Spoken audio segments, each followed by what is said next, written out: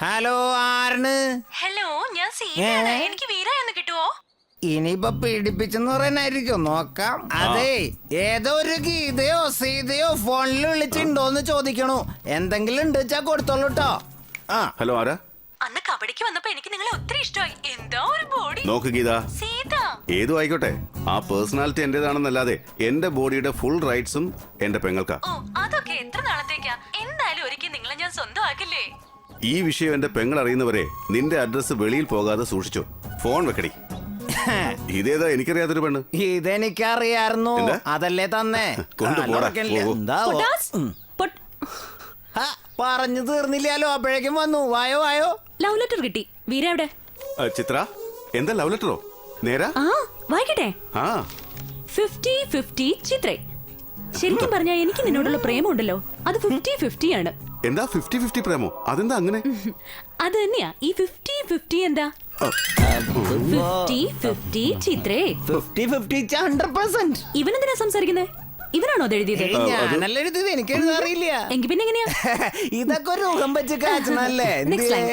എന്റെ കളവിന്റെ വാതില് തുറന്നിട്ട് ഈ കളവെന്താ?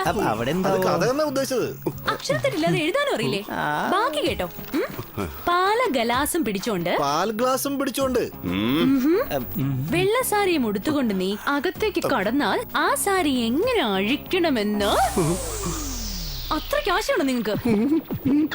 അനിയത്തി എന്താ എഴുതാൻ പറഞ്ഞത്? നീ എന്താ എഴുതിയത്? എന്ത് തോന്നിയാസോടെ നീ കാണിച്ചിരിക്കുന്നത്? അതിപ്പോ ഇത്തിരി പവർ കിട്ടാൻ വേണ്ടി ഞാൻ ഡോസ് കൂട്ടിയല്ലേ. വരട്ടെ, ഐഡിയ നിങ്ങളുടെ അനിയത്തിയുടേത്. എഴുതി നീ കഴുത. നിങ്ങൾക്ക് എന്താ എഴുതിയാല്? അതും മോളെ, സംഗതി എന്തായാലും ഏറ്റില്ല. അമ്മേ. ചിത്ര ചിത്ര ചിത്ര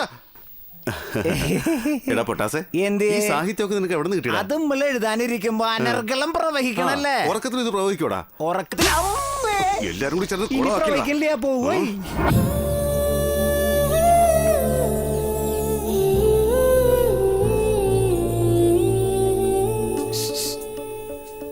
എല്ലാം ഓക്കെ അല്ലേ? ആക്കടാ, അവനെ കാണില്ലല്ലോ.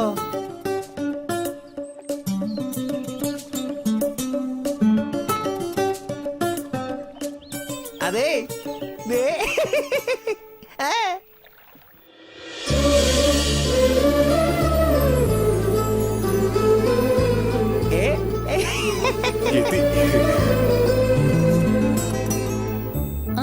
ചിത്ര, ആരുടെയും ഹെൽപ്പില്ലാതെ ഞാൻ തന്നെ പറയാ ഐ ലവ് യു. അത് പറയാനാ വന്നത്? സത്യമായിട്ട് ഇത് നിങ്ങളുടെ ഐഡിയ തന്നെ അല്ലേ? സത്യമായിട്ട് എന്റെ ഐഡിയ. ചിത്ര, നീ ഇത് തീർച്ചയായിട്ടും സ്വീകരിക്കണം.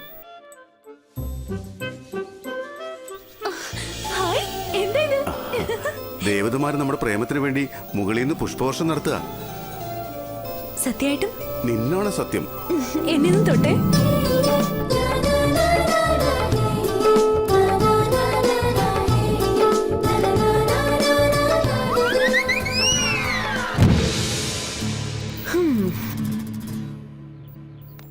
അമ്മേ, കൊള്ളായില്ലേ? കാലെത്തിയതുകൊണ്ടാട്ടാ. Touching cancel. നിനക്ക് മീശ വളർന്നു എന്നല്ലാതെ പ്രേമിക്കാൻ അറിയില്ല. ചിത്ര ചിത്ര ചിത്ര ചിത്ര പോലെ ചിത്ര പോലെ. ഹലോ ഹലോ, ഞാൻ നിങ്ങളുടെ സീതയാ. എന്റെ ശബ്ദം ഇത്ര പെട്ടെന്ന് മറന്നോ? ഞാൻ നിങ്ങളെ ഇഷ്ടമാണെന്ന് പറയുമ്പോഴൊക്കെ നിങ്ങൾ എന്നെ ഇഷ്ടമല്ല എന്നാണല്ലോ പറയുന്നത്. എന്നെ ഇഷ്ടമല്ല എന്ന് പറയല്ലേ? പെണ്ണേ, നിനക്ക് പുണ്യം കിട്ടും. എന്നെ വെറുതെ വിട്. നീ ഇങ്ങനെ ദിവസവും വിളിച്ച് കിളവിയായി പോകും കേട്ടോ. എന്റെ കല്യാണം കഴിഞ്ഞതാ, ഭാര്യ അടുത്തുണ്ട്. അയ്യോ, അങ്ങനെയാണോ? ഞാൻ നിങ്ങളെ ധ്യാനിച്ചുകൊണ്ടിരിക്കുമ്പോ നിങ്ങളെ വേറൊരു പെണ്ണിനെ കുറിച്ചാണല്ലോ പറയുന്നത്. എന്തു പറഞ്ഞോ ഏതു പറഞ്ഞോ, അതൊരു ചിത്ര വിചിത്ര ഗാഥ, ബാധ പോലെ.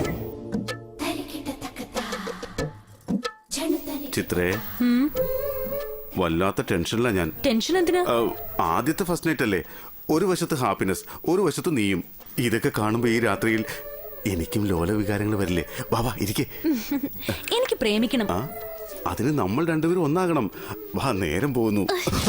എനിക്കൊരു സത്യം ചെയ്തു തരൂ. നീയാണ് സത്യം, എന്നെ വിശ്വസിക്കേ. വേണ്ട, എനിക്ക് പ്രേമിച്ച് കല്യാണം കഴിക്കുന്നതാ ഇഷ്ടം. അതിനെന്താ, കല്യാണം കഴിഞ്ഞില്ലേ, ഇനി പ്രേമിച്ചുകൊണ്ടേ ഇരിക്കാലോ. ആദ്യം എന്നെ പ്രേമിച്ച് നടക്ക്, പിന്നെ കല്യാണം. അതൊക്കെ വലിയ കഷ്ടപ്പാടല്ലേ? എന്തിനാ? നമ്മുടെ പ്രേമം കണ്ടിട്ട് പറവുകൾ ചിറകടിക്കണം ആകാശത്ത്, അന്തരീക്ഷത്തിൽ തണ്ടറുണ്ടാവണം, ഭൂമിയിൽ ഭൂകമ്പം ഉണ്ടാവണം. അത് മാത്രമല്ല, പിന്നെ നിങ്ങൾ എന്നോട് പറയണം ഐ ലവ് യു എന്ന്. ഇങ്ങനെയാണെങ്കിൽ നമ്മുടെ ഫസ്റ്റ് നൈറ്റ് നടക്കാൻ പോകുന്നില്ല. കിഴങ്ങേശ്വരൻ,